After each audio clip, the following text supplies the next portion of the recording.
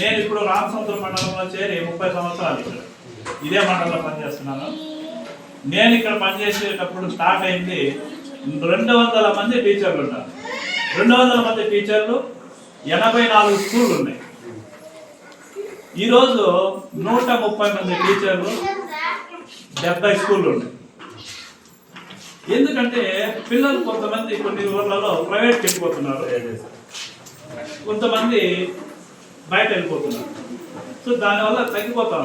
కాబట్టి ఇన్ని సౌకర్యాలు చూడండి, ఇప్పుడు మనకి స్కూల్ ఇప్పుడు ఇన్ని సౌకర్యాలు చేయండి, అన్ని సౌకర్యాలు ఉన్నాయి. ఇక్కడ పిల్లలు లేకుండా పోతే అది ఏమవుతుంది, వ్యర్థం అయిపోతుంది. కాబట్టి ఉన్నంత వరకు మన పిల్లల్ని మన బడిలోనే చేర్పించేట్టుగా కూడా మనం అందరూ ఒకటిగా ఉండి మన బండిని మనం ఎప్పుడు కూడా కాపాడుకోవాలన్నమాట.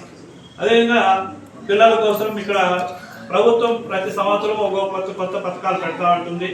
దాంట్లో వాళ్ళకి ఎలా టీచింగ్ చేయాలా, ఎలా చేయాలనే విషయాలు మాకు ట్రైనింగ్ ఇస్తూ ఉంటుంది.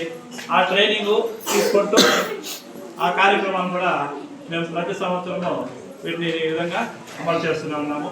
కాబట్టి ఈరోజు వాస్తవంగా అయితే మీరు అందరూ కూడా మధ్యాహ్నం ఉండి భోజనం చేసుకోమని చెప్పినారు. భోజనాలు కూడా అయితే చెప్పినాము, చేపిస్తున్నాము. సో ఉండగలిగిన వాళ్ళు ఉంటే సంతోషం, ఎందుకంటే అందరూ ఉన్నా సంతోషం. లేదు సార్ మాకు చాలా రాండా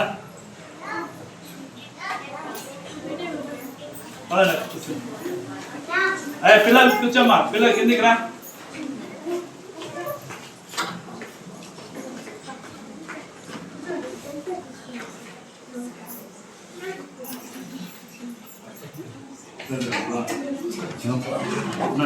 ఇచ్చా